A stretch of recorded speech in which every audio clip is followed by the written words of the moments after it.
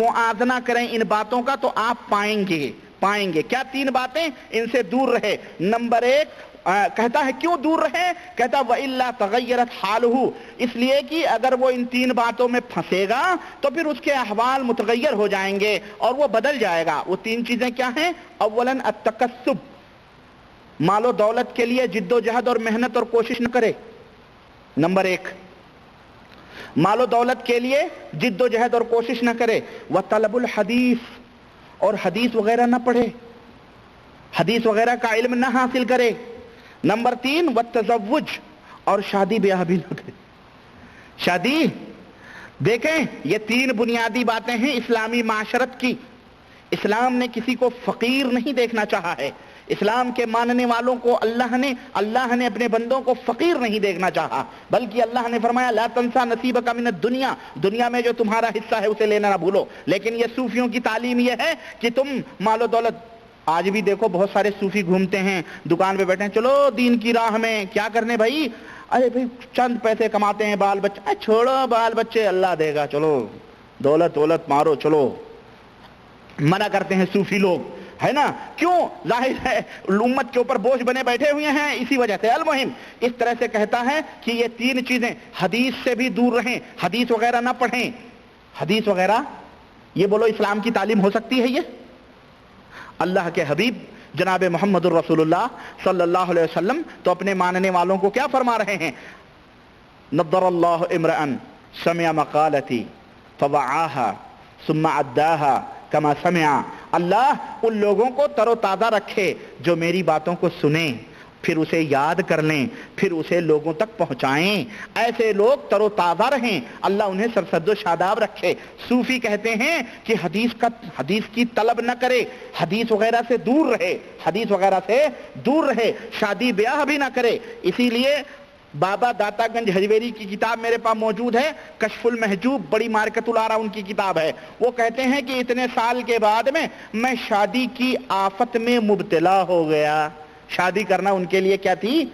आफत थी, बला थी। अल्लाह के नबी तो अपनी सुन्नत फरमा रहे हैं और हजरत दातागंज हजवेरी क्या फरमा रहे हैं? ये आफत और बला है। बहरहाल वो कभी दिखाऊंगा मैं अगले दर्स में। और कहते हैं वहिब्बु लिस्सूफी अल्ला यक़रा वला यक्तुब लिअन्नहु अजमल हम्मिही, इस और मैं ये चाहता हूँ कि सूफी ना ही कुछ पढ़े और ना ही कुछ लिखे, इसलिए कि अगर वो पढ़ेगा लिखेगा तो मशगूल हो जाएगा, पढ़ना लिखना तर्क कर दे ताकि जो है वो खुशहाल रहे हर हाल में।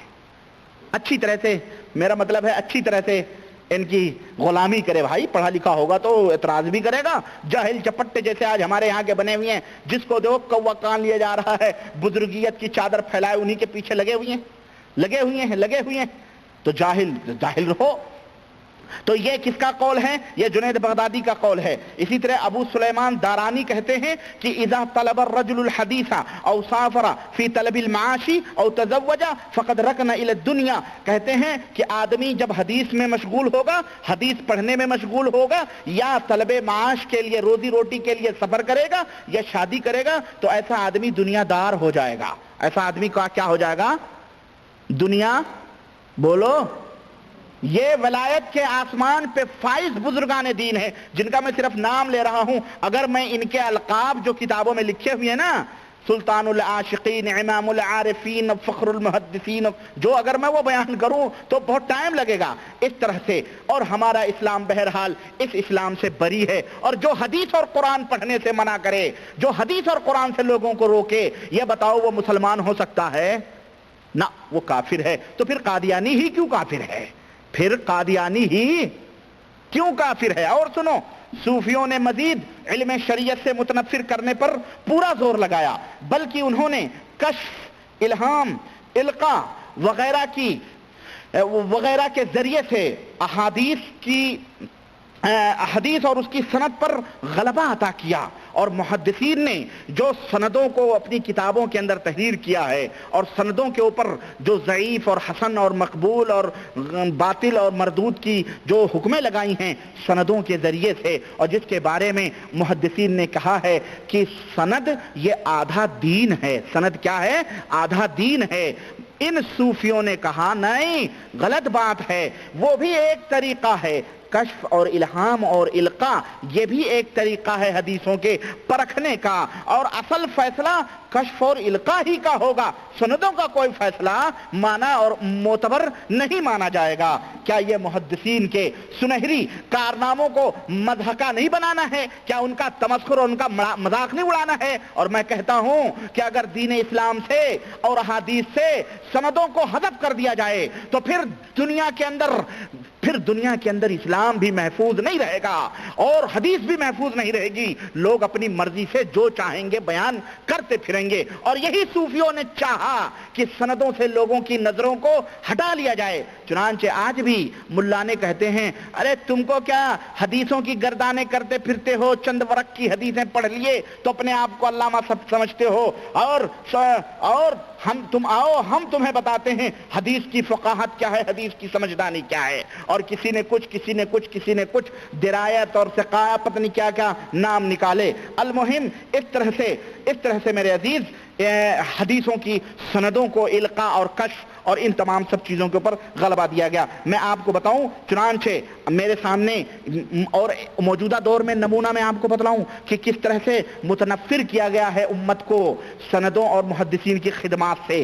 دیکھو یہ میرے متنفر کیا گیا ہے علوم حدیث سے، اسناد سے متنفر کیا گیا ہے۔ اور میں نہیں کہتا کہ حضرت زکریا صاحب جو اپنے آپ کو شیخ الحدیث لکھ رہے ہیں اور یہ فضائل اعمال جو اتنی موٹی کتاب انہوں نے اپنی بے دماغی کے ایام میں ترتیب دی تھی، اس کتاب کے اندر یہ ان کی نیت کیا ہو اللہ ہی بہتر جانے، لیکن انہوں نے کتاب کے اندر جو واقعہ درج کیا ہے اس سے تو ہمیں یہی پتہ چلتا ہے کہ صوفیوں کے نقش قدم پہ چلتے ہوئے زکریا صاحب نے، چونکہ ہندوستان کے اندر حق پسند لوگ بھی تھے، اس لیے بچتے ہوئے اور تاکہ ان کے اوپر اور زیادہ فتنے نہ کھڑے ہوں، بچتے ہوئے انہوں نے دبے لفظوں میں بہت کچھ بیان کیا ہے۔ چنانچہ آپ کو میں بتاؤں صفحہ نمبر فضائل ذکر اور صفحہ نمبر 35 فضائل ذکر صفحہ نمبر 35 اٹھا کر کے دیکھیں، حضرت زکریا صاحب کتنے دبے لفظوں میں محدثین کا مذاق اڑا رہے ہیں اور بزرگوں کے واقعات ذکر کر کے کس طرح سے اس کا تمسخر اڑا رہے ہیں۔ کہتے ہیں عبدالعزیز دباغ جو تھے، شیخ عبدالعزیز دباغ، یہ دیکھیں صفحہ نمبر 35 کے اندر کہتے ہیں شیخ عبدالعزیز دباغ رحمت اللہ علیہ ابھی قریب ہی زمانے میں ایک بزرگ گزرے ہیں جو بالکل امی تھے۔ امی کس کو کہتے ہیں؟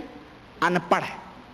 ابھی گزرا ہے نا کہ مرید کو جو صوفی ہو اسے نہ پڑھنا چاہیے نہ لکھنا چاہیے، ہے نا۔ ابھی بزرگوں کا، ان کے صوفیوں کے مہنتوں کا، سادھوؤں اور سنتوں کا اور بڑے بڑے لیڈروں کا بھی فیصلہ گزرا ہے، کیا ہو وہ دور رہے۔ اسی طرح سے عبدالعزیز دباغ جو ہے امی تھے، امی مطلب ان پڑھ تھے، جاہل تھے، ہاں۔ مگر قرآن شریف کی آیت سنیں، حدیث قدسی، حدیث نبوی اور موضوع حدیث کو علیحدہ بتا دیتے تھے اور کہتے تھے کہ متکلم کی زبان سے جب لفظ نکلتے ہیں تو ان الفاظ کے نور سے معلوم ہو جاتا ہے کہ کس کا کلام ہے، کہ اللہ پاک کے کلام کا نور علیحدہ ہے اور حضور صلی اللہ علیہ وسلم کے کلام کا نور دوسرا ہے، اور دوسرے کلاموں میں دونوں نور نہیں ہوتے۔ یہی ہے کشف۔ یہ کیا ہے؟ سند کے اوپر غلبہ دے رہے ہیں حضرت محدث صاحب۔ اب یہ عبدالعزیز دباغ کون ہے نا یار؟ اچانک میرے ذہن میں بات آئی، اتفاق سے وہ کتاب بھی میرے پاس موجود ہے، عبدالعزیز دباغ۔ میں نے نشان لگائے ہوں گے، میں آپ کو بتاؤں، ایک سیکنڈ میں آپ کا لوں گا، اللہ یا اللہ میری مدد فرما۔ عبدالعزیز دباغ جو ہے نا، کہاں ہیں؟ میں نے لگایا ہے،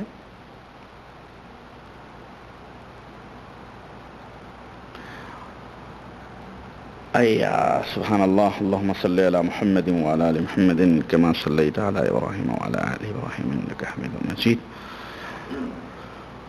اللہم بارک علی محمد وعلی آل محمد۔ اولیاء حاضر و ناظر ہیں۔